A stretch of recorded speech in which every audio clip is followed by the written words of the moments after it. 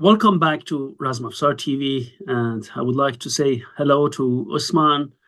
How are you, Usman, today? I'm brilliant, thanks, Assad. How are you? I'm very good, Usman. Amazing. We had a very nice discussion last time, and we're going to continue with a new topic. Brilliant. The new topic is also, let's say, using titles of honorifics and titles like Pahlavan, Jahan Pahlavan, and Rostam, which are extremely important in Persian culture. I would like to talk about this. And in my opinion, I'm not the only one who says that. And there are many Iranian scholars who say that. I mean, that misusing this is outside Persian culture, is a cultural appropriation. Inside Iran, even if someone calls himself a Pahlavan, Jahan Pahlavan, or Rostam, it is also considered the same thing. It's not, you don't need to be from another culture to be regarded as someone who is misusing this title. I need to say that these titles have deep cultural meaning in Persian, in our culture, in Iranian culture. They have significance, and today I would like to talk with you, with Usman. And look, calling you self-proclaimed, usage of this is even worse than someone comes and says, oh, I have an academic degree and I don't have, and he doesn't have it. For example, someone wrongly claims to have a doctorate. Well, that's a crime, actually, right? If, in the European Union, or not in Europe, not only European Union, in the US, we cannot use doctor, claim to be a doctor, you have a PhD, and use it somewhere, because if they find it, they're going to sue you and you're going to have huge problems. The same any other academic titles, be it master degree, bachelor degree, other degrees. If doctorate is very bad, because of course of the power it has in the society, you cannot just use it and claim to be one. But then I would say even go one step further. Usage of this title, Pahlavan, Jahan Pahlavan, or Rostam, even in my opinion, are even worse. Of course, we are not going to end up in legal ramifications and legal problems with that, ending up in illegal acts. These are, in our culture, they have deep meaning. And first of all, we have people like Jahan Pahlavan Takhti, who we are going to talk about him shortly here. And we are going to talk about Pahlavan Rasul Khadem, multiple Olympic winner in wrestling, freestyle wrestling, Olympic Games and World Championships, and also a practitioner of Zuhane, and also a Pahlavan in Varzish Pahlavani, Kushti Pahlavani. But it's not only that, because Rasul Khadem is an exemplary man of being a Pahlavan. Look, I just say something to you, and I'm going to use some of these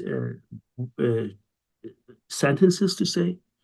In Iran, when you say Pahlavan, first of all, you cannot claim to be a Pahlavan. People or the society needs to tell you Pahlavan. Let's say we call it sacred world of wrestling.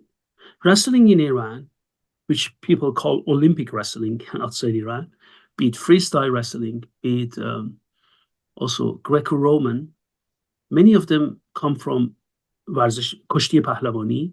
Some of them come from Chukhe. Some of them come from, we have 24 traditional wrestling arts, come from this background. Some of them don't, but doesn't matter. I just give you some examples. Not that I say it's good or bad.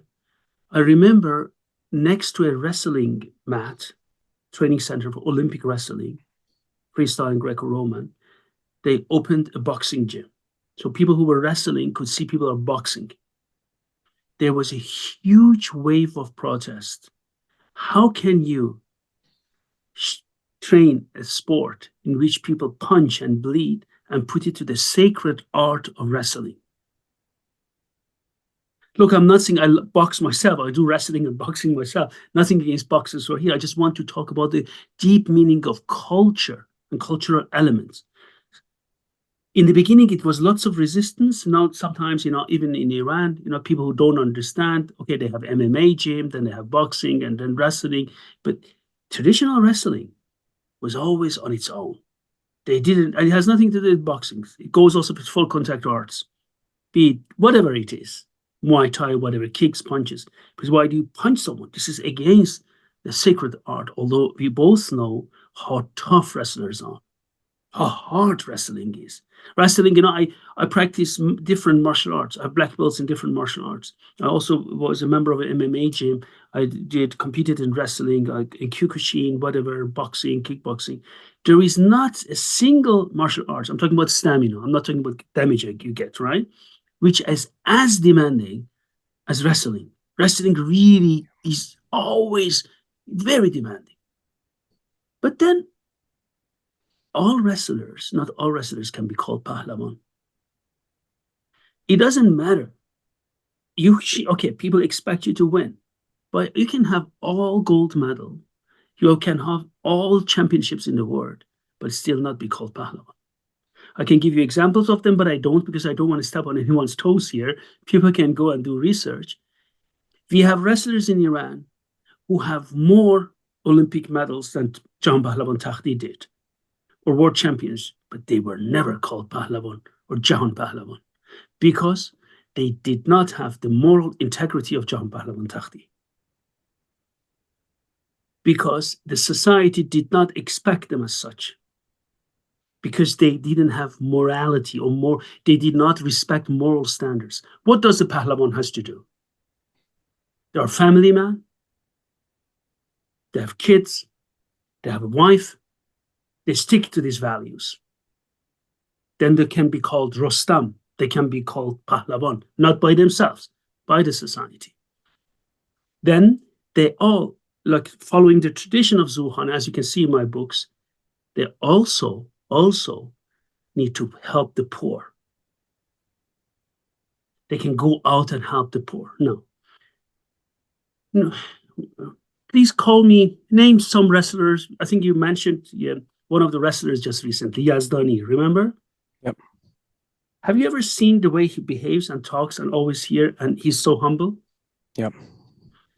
He is considered by many Iranians a Pahlavan. He says, don't call me a Pahlavan. I'm not. If you look at him, at Yazdani, the way he walks, you will never see this arrogance in him. No, exactly. Nothing. Exactly.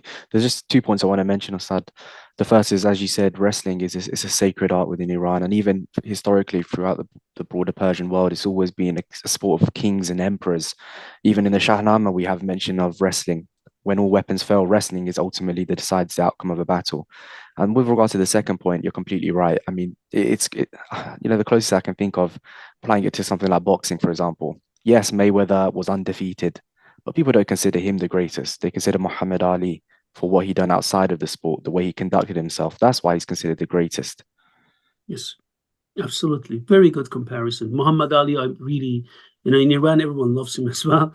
Yeah. Muhammad Ali became Muhammad Ali not by being a world champion only, because he could fight against the system. He could just go against the, unjust system. He could Yeah. go against that. Yeah. Absolutely. He stood for something greater than boxing. Absolutely. Yeah. Absolutely. Let me just share something here, Usman, and then we can from here then go ahead and see that. And maybe from here. Okay, let me just see. A second, please. Yeah. Okay. Okay, and PowerPoint here. Yeah. Okay. It's always a Yeah. okay. Let us just go very fast into that, and please stop me anytime you want to come in, Usman. The title of today is The Use and Misuse of Persian Honorifics and Titles, Pahlavan, Jahan Pahlavan, and Rostam as cases of cultural appropriation. From academic point of view, what is then cultural appropriation? This is part of my teaching at the university at master's level as well, of intercultural management. So part of it is also always cultural appropriation. It is unacknowledged or inappropriate adoption of elements from one culture by members of another culture, often without understanding, respect, or permission. We can leave out permission here because I know that I know many Native Americans in North America, also in Mexico, so they can talk about that, and we are going to discuss that. Critics of cultural appropriation argue that it exploits other cultures, stripping away the significance of their traditions and reducing them to shallow trends. When removed from their original context, sacred or meaningful cultural elements, such as symbols, attire, or rituals, risk being trivialized as mere fashion statements, exotic trends, or novelties by dominant groups. This not only distorts their original purpose, but can also be seen as disrespectful or even a form of desecration. I just mentioned because many members of our channel, or in general, are Americans. 1992, the last of the Mohicans was made. Back then, they called it American Indian Association. Native Americans, for the first time, started to accept and make, let's say, peace. And I have deep respect for the director, Michael Mann, who, for the first time, hired Native American actors to play in The Last of the Mohicans. The Last of the Mohicans is a movie to watch because for the first time, Native Americans are natives, not some whites who try, well, what should I say, to look like native, right? And it's not only that, because then they came and then talked to them instead of people who were portrayed as bad, where they belonged, the original inhabitants were portrayed as bad people in all those older movies. From that turning point Mr. Michael Mann did, the whole thing changed. If you want to make a movie on American natives, consult our organization. This was the first step. 1992, I think, if my memory doesn't fail me, I think 1992, The Last of the Mohicans, where Mr. Michael Mann, again, a director, I really appreciate his works. He's a cult director in America. He took this step. It is nice. It's not like you're going to, this is a culture behind it. If you don't understand what it means, you cannot call yourself, I'm a sitting bull. Sitting bull is a man who led the nations, bigger than life. Yeah. No, you're right. This is not a game. You cannot just call yourself a sitting bull. Right? Yeah. And going in that direction, I need to say that there are also in cultural appropriation some people who are very strict. I'm not that strict at all. I say, if you want to learn my culture, if you want to learn about Iran, Persia, you're welcome. But understand what you're doing. If you say, I want to practice Razmafzar, perfect. If you want to say, I train Persian Pahlavani, perfect. If you say, I'm doing Chukhe wrestling, perfect. If you say, I'm going to cook Persian, open Persian restaurant, perfect. All of them perfect. But understand some aspects in our culture which even I am not allowed, or I will never use. One of them is definitely, I will never call myself a Pahlavan or a Jahan Pahlavan, in spite of all medals and cups I have won in different martial arts. Even where many Iranians in Iranian academia, also outside Iran, call with 10 books you have written, 210 academic articles, you made the breakthrough in this field of Iranian arms and armor. Even I would never dare to even touch this title. Meaning, what are we talking about?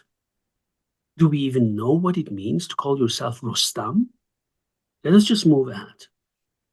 Cultural appropriation includes the adoption or use of elements from a culture, including ideas, symbols, artifacts, rituals, or artistic expressions by individuals or groups outside of that culture. As a highly contested concept, its ethical implications remain widely debated, with disagreements often centering on power dynamics, respect, and the commodification of cultural heritage. A prominent example of cultural appropriation is when you don't have the permission and unauthorized adoption of culturally significant symbols. As I said, they're stripped of their original meaning and context. This happens when dominant groups repurpose sacred imagery, rituals, or artifacts from aesthetic. They take it from or in our case of Persian, take it out of their context, bring it somewhere else, commercial or stereotypical purposes, frequently in ways that contradict or offend the source cultural's values. Using titles, names, or spiritual symbols as sports mascots reduces complex cultural identities to caricatures. Such portrayals not only distort local traditions, but also perpetuate harmful stereotypes. You know, so just on that, it reminds me of Yukio Mishima and even Sensei Otaki, because they used to always talk about how there's a massive misunderstanding, especially in the Western world, of the concept of Bushido. Yeah. They think the code of Bushido is just doing seppuku, killing yourself, which is nothing to do with it. It's a small segment and has nothing to do with just killing yourself. It's for dying for a purpose. And that's the thing is, it's very dangerous when you take stuff out of context and you don't study the history, you don't study the culture, you don't see what the samurai stood for. Then you could just simply oversimplify a complex topic into one little thing. And this is what we're seeing all over the world, unfortunately. There's mass cultural appropriation on very complex topics. Exactly. You have given Usman a very, very good purpose. I remember some Western guys calling Bushido the cult of death. Look how ridiculous it is. This is looking, as we say in my classes at university, looking at the concept of a concept outside your cultural context with the cultural lens. But I always teach my students, get away of your cultural lens and look at the word. Because this cultural lens is not reality. It's only a lens given to you. Yeah. Yeah. So I'm going to give you, on the left side, he passed away, Jahan Pahlavan Takhti. Those of you who want to know, he's the symbol of Iran, of Pahlavani and Javanmardi and Jahan Pahlavan. Everyone in Iran talks about Takhti. He's like Muhammad Ali in the United States. Bigger than life. On the right side, this gentleman is alive, multiple Olympic gold medalist, world champion, Mr. Rasul Khadim. This is Mr. Rasul Khadim. This is him. And Amir, his brother, both of them are champions. And this is their dad, right? The role model. And in the middle, we have Rostam. Mr. Jahan Pahlavan Takhti, people used to call him in some context when he was alive, you can read about it, Rostam. He was so angry, saying, never call me a Rostam.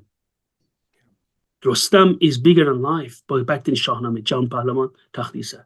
Rasul Khadim, in multiple examples, said the same thing. Don't call me Rostam. And he also said, don't call me Pahlavan.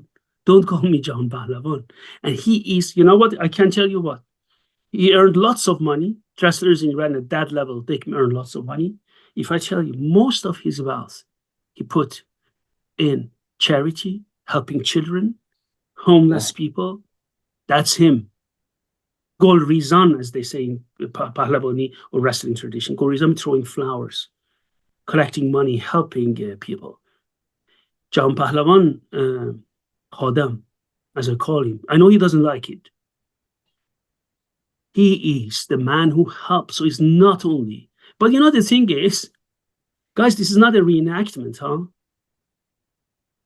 These guys are not only good in helping people, they're also good in Olympic level sports. If you're not Olympic level athlete, if you're not world champion in serious martial art as wrestling is, and if you are not helping people and you don't have, you cannot call yourself Pahlavan, Jahan Pahlavan or Rostam. And then even if you are, you cannot call yourself that way. That's the whole message behind this. No, definitely. To understand. And it's like, aside through many of the incredible translations you've done of Safavid, war manuals and manuals in general, one of the common themes you see is they say a true master doesn't call themselves a master. Yes. Other people call them a master. Yes. And that's one of the signs is it's absurd for people to give themselves titles, calling themselves a master, calling themselves this title, this title.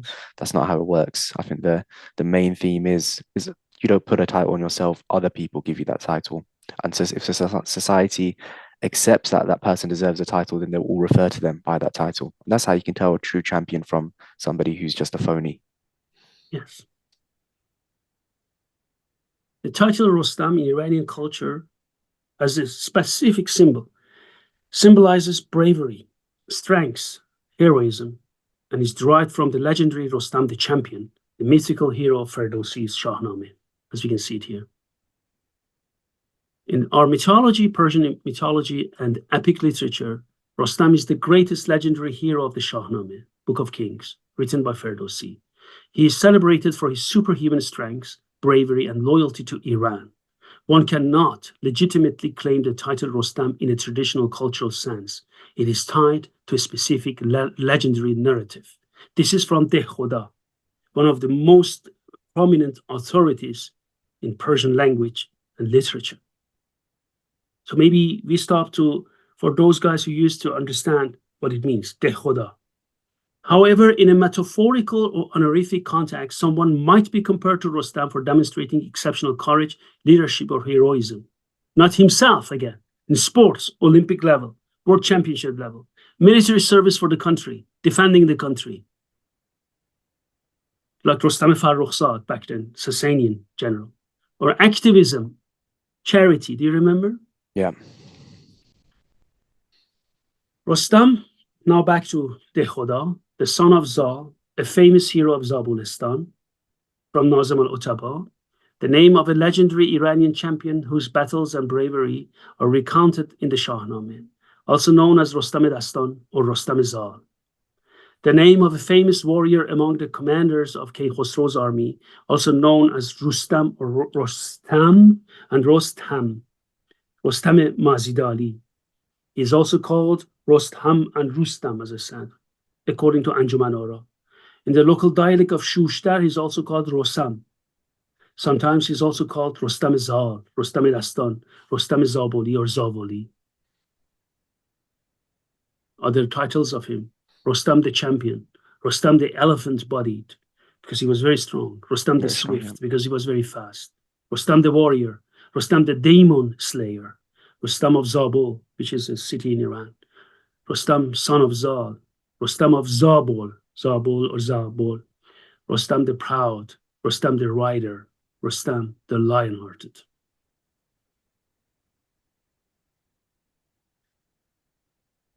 Etymology of Pahlavan, coming back to Pahlavan. Pahlavan comes from Pahlav, Parthia, the Parthians, the proud Parthians empire of Iran, before the Sasanian. The suffix an, denoting relation. The term originally meant related to Parthia. By extension, it came to signify strength, bravery, and might, inspired by the valor of the Parthian people. Meanings: a might, brave and powerful warrior, a man of great physical strength, courage, and imposing stature. He's a Pahlavan in his field. He's exceptionally capable and strong in this work. A champion or hero, a fearless warrior, a battle yal, a man of unmatched bravery, and a military commander, the greatest leader of an army, a sepahbud, general, who excels in warfare and strategy. From Shahnameh, surely you came by the king's command, like the army's Pahlavan, mighty and grand. They set a grand battlefield, two warriors like raging wolves revealed. The army's Pahlavan stepped forth to fight in the fray with giants he clashed with might. I just need to say that, as much as I love, and I studied there in the United States, guys, calling yourself Rostam is not like you put on Superman or Batman or something costume and walk around. Just want to mention that again. See what kind of cultural significance it has for us. To understand for our Americans is like, imagine you are not a native and you call yourself the sitting bull. Even if you are a native, you shouldn't do that. I mean, right? just to have a comparison. The moral code of the Pahlavans: chivalry, asceticism, and contradictions. Pahlavans, traditional Iranian heroes, were bound by a distinct moral ethos, influenced by the principles of futuwwat, or javanmardi. Futuwwat is the Islamic chivalry, javanmardi the Persian, which goes back to the Sassanian time at least, or to the Parthian. Their reputation for purity, I repeat, again I say, purity, self-discipline, and abstinence was well documented. I have the self-discipline, but I'm not sure about myself talking even about purity and abstinence, because I'm not that. So someone who wants to call himself Pahlavan, you need to think about it, guys, right? I think I have self-discipline. I have an iron discipline. I think my work shows it, right? But again, it's not enough, right? Purity and abstinence. Think about it. Though historical accounts also reveal contradictions. Some Pahlavans were even revered as saints. Chastity and self-control. In Hossein Kurdish Shabestari, which you can see in my book, Persian Archer and Swordsmanship, lots of reference to it, folk epic, the protagonist vows, the knot of my girdle will never be loosened, neither for what is lawful nor for what is forbidden. This oath symbolizes an absolute commitment to celibacy, a virtue associated with maintaining physical and mental strengths. Like Templar knights. I'm not saying all Templars followed that, but I'm talking about the idea behind it. Right? It's a strict code, and that's what people don't realize, that, you know, warriors of the past, whether from Timur, if you look at different empires, whether you look at Timur's empire, the Safavid empire, all these various empires, their warriors had a strict code. They were extremely devout people, extremely religious people often, and they followed a strict ethos where, as it mentions, they had abstinence, and they stopped themselves from falling into vices a lot of the time, because for them, that is what they considered a true warrior. Yes. In Tarikh Jangoshay Jovaini, it relates that Ogedai Khan married a woman to the Pahlavan Pile Hamedani. From Hamedan, is a city in Iran, where one of our members' father come from. But Pile abstained from consummation to preserve his martial power. It suggests that abstinence from marriage may have been an admired practice in some Pahlavan circles. Oh, incredible. What an interesting story. Wow. It's like a warrior monk in some senses. Yeah, that's it. Warrior monk, right? Warrior monk. You know, look, I'm not making a case for that you should be that way, but I have never claimed to be this, right? I just want to mention this, right? For people who use it, I just want to warn them what they are using and how they come across among Iranians who know history, or Iranian public in general. Guys, to understand what's going on, right? During the reign of Sultan Hussein Bayaqra, some Pahlavans, such as Pahlavan Muhammad Abu Sa'id and his nephew Pahlavan Darwish Muhammad, were respected ascetic scholars, poets, and Sufi lodge leaders. So they blurred the boundaries between warriors, mystic, and intellectual. Yeah, incredible. Contradictions in the Pahlavan ideal, sacred versus profane. While some embodied Sufi-like piety, there were unfortunately in our history also thugs who claimed to be Pahlavan, who exploited their physical dominance. But they are not Pahlavan, no matter how strong they are. They're thugs.